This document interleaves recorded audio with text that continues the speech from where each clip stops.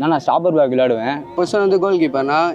நான் வந்து left wing விளையாடுவேன். என்னை தாண்டி கோல் போகக்கூடாதுன்னு அந்த மைண்ட் செட்டில் ஆடுவேன். வின் பேக் விளையாடுவேன். இந்தியன் டீம் கோல் கீப்பர் வரணும்னா அப்புறம் ஐஎஸ்எல் விளாடணும். ஃபுட்பால் வந்துட்டு எனக்கு சின்ன வயசுலேருந்து என்னோடய ஆம்பிஷன் வந்துட்டு ஒரு நல்ல நேஷ்னல் பிளேயராக ஆகணும், நல்ல டாப் லெவலில் விளாடணும். என்னோடய கோல் அதான்.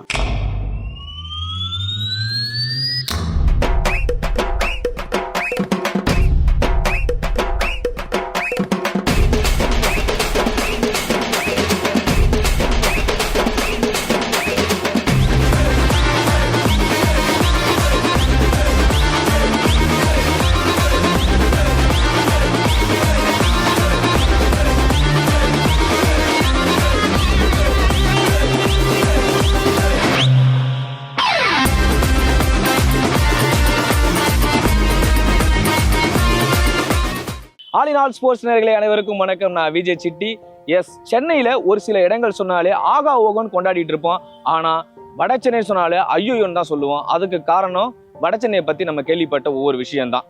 ஏன்னா போலி கதையில கேட்டு நம்ம வளர்ந்துட்டு இருக்கோம். ஏன் வட சென்னையில் இருக்கிறவங்க எல்லாம் மோசமானவங்க, திருடங்க, கொலகாரங்க அப்படி சொல்லிட்டு போலியான கதைகள் நமக்கு திணிக்கப்பட்டுட்டு தான் இருக்கு. ஆனா உண்மையிலேயே வட சென்னையை பத்தி தெரிஞ்சுக்கணும்னா எக்கச்சக்கமான விஷயம் இருக்குங்க.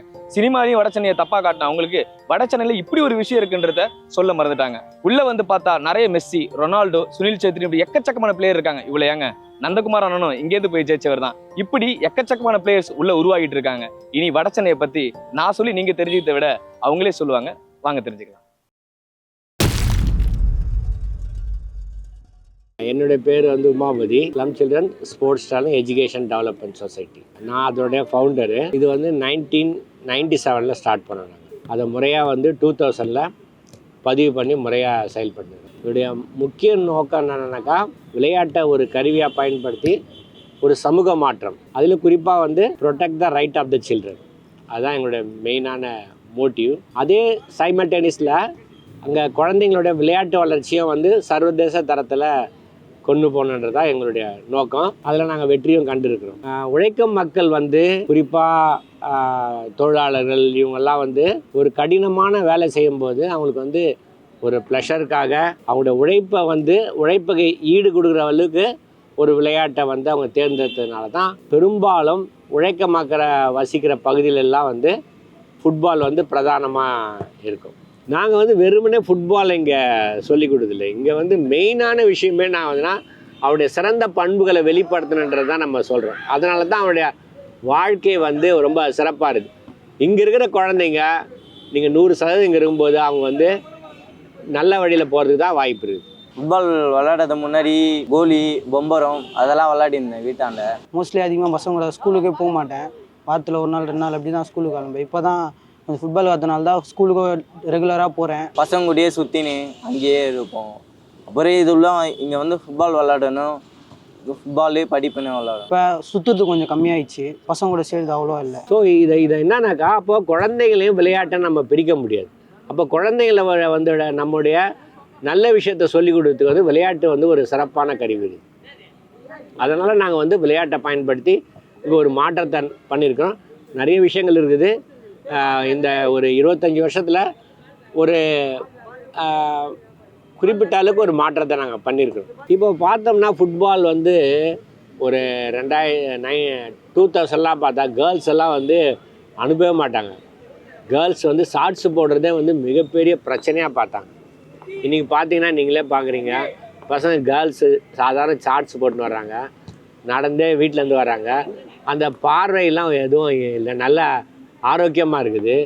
ப்ளஸ் குழந்தைங்களுக்கும் பிரச்சனை புரியுது. வெறும் விளையாட்டு மட்டும் நம்மளுடைய வாழ்க்கையை மாற்றாது, நம்ம சுற்றி இருக்கிற சூழ்நிலையும் மாறணும். அப்போ அதுக்கு அவங்கள வந்து தயார்படுத்திக்கிறாங்க. அதுக்கு வந்து அவங்க அந்த மாற்றத்துக்கு ரெடியாக இருக்கிறாங்க. வேசார் அப்படின்னா எல்லாரும் தப்பாக நினச்சினுக்கிறாங்க. அது வந்து அதெல்லாம் மாறிடுச்சு. இப்போ வந்து ரவுடிஸ் எல்லாம் சொல்ல முடியாது. இப்போ வேசார் படின்றது வந்து இப்போ குட்டி பிரேசில்னு சொல்லுவாங்க. ஃபஸ்ட்டு தான் சொன்னாங்க எல்லாரும் ரவுடிஸும் அதுமாரி இருக்குன்ட்டு. இப்போ வேசார் படினாலே ஃபுட்பால் விளையாடுற பசங்க, கேரம் விளையாடுற பசங்க அதுமாரி நான் ஃபஸ்ட்டே போய் ஆட்டோக்காரங்களே வந்தாலே போயிடுவாங்க, வேசார் படியா, ஐயோ அங்கெல்லாம் நான் போக மாட்டேன் அப்படின்ட்டு. அது வந்து சில பேரால் தான் ஆச்சு. மற்றபடி அந்த ரவுடிஸ் எல்லாம் ஒரு சில சைடில் நடக்குது. அது வந்து இங்கே வந்து வெளியே தெரியுது, நிறைய இடத்துல நடக்குது. ஆனால் அது வெளியே தெரிய மாட்டேங்குது. இங்கே வந்து நடக்கிறது வந்து வெளியே தெரியுது, அதை வந்து பெருசாக்கிடுறாங்க. அதனால வேசார் படினா இந்தமாரி ஆகுது அப்படின்னு சொல்கிறாங்க. என்ன இப்போ ப்ராப்ளம்னாக்கா, இப்போ இவங்க படிக்க வரும்போது இதுக்கான எலிஜிபிலிட்டியெல்லாம் வந்து ரொம்ப கடந்து போயிடுது. அப்போ மறுபடியும் வந்து இவங்களுக்கு வந்து பழைய நிலைமைக்கே ஒரு சூழ்நிலை இருக்குது. இப்போ என்னன்னாக்கா முதல்ல இப்போ நல்லா படிக்கிறாங்க, ஆனால் வேலை இல்லை, நல்லா விளையாடுறாங்க, ஆப்பர்ச்சுனிட்டி இல்லை. விளையாட்டு வந்து இப்போ ரொம்ப காஸ்ட்லி ஆயிடுச்சு. இப்போ சாதாரண மக்கள்லாம் வந்து விளையாடுறது வந்து ரொம்ப ரொம்ப கடினமான ஒரு விஷயமா இருக்குது. கடினமான ஃபுட்பாலே அவங்களால பண்ண முடியுதுனாக்கா மற்ற கல்வியிலையும் வேறு துறையிலையும் அவங்களால வர முடியும். என்னென்னா அதுக்கான வாய்ப்புகள் தான் இன்னும் நிறைய தேவைப்படுது. எங்கள் அப்பா வந்து கூலி வேலை தானே செய்கிறாரு, எங்கள் அம்மா வந்து வீட்டில் தான் இருக்காங்க. கூலி வேலை செய்கிறாரு. ஸோ அப்பா ஒரு புக் ஸ்டாலில் ஒர்க் பண்ணுறாரு, அம்மா ஹவுஸ் ஒய்ஃபு. அம்மா வந்து ஸ்கூலில் வேலை செய்கிறாங்க, அப்பா வந்து வீடு கட்டுற வேலை ஊரில் இருக்கார். அப்பா வந்து கார்பரேஷனில் வேலை பார்க்குறாரு. காலைல 6 மணிக்கு அந்த போல் கிளம்புவார், ரொம்ப கஷ்டப்படுவார். அவ்வளோ எக்யூப்மெண்ட்ஸ்லாம் வாங்கி கொடுக்கலாம் எனக்கு ஆள் இல்லைண்ணா. அது எல்லாமே எங்கள் அப்பா போய் வேலை செஞ்சு வந்தால் தான் எனக்கு காசு கிடைக்கும், அதை தான் வாங்கி தருவாங்க எனக்கு. பூட்டு வாங்குறதுக்கு அப்போலாம் ரொம்ப கஷ்டமாக இருக்கும். எங்களுக்கு ஒன்று வாங்கி கொடுக்க ரொம்ப கஷ்டப்படுவார். நான் இது வாங்கி கொடுக்கணும் ஒரு டென்ஷனாக, அவர் ரொம்ப டென்ஷனாக ரொம்ப கஷ்டப்படுவார். எனக்கு ஒரு பொருள் பூட் வாங்கினா ரொம்ப கஷ்டம். ரொம்ப கஷ்டப்பட்டுருக்கேன். எப்படி சொல்லுதுன்னா, ஒரு பேடு வாங்க முடியாது, அது காசு இல்லாமல் இருக்கும். அப்போ வீட்டில் எங்கன்னா கடன் வாங்கி தான் வாங்கி தர முடியும். நம்மலாம் சாதாரண நிலையிலேருந்து வரோம். அப்போ நம்ம வந்து மெரிட்டில் தான் நம்ம வந்து வளர்ச்சி இருக்கும். நம்ம மெரிட்டில் வந்தால் தான் நம்மளால் ஒரு அச்சீவ் பண்ண முடியும். இப்போ நந்தாவோ உமாசங்கரோ கார்த்திகோ இவங்கெல்லாம் வந்து வியாசார் பெல்லகரான் பரிதாபப்பட்டெல்லாம் யாரும் வந்து கூப்பிடுறதில்ல.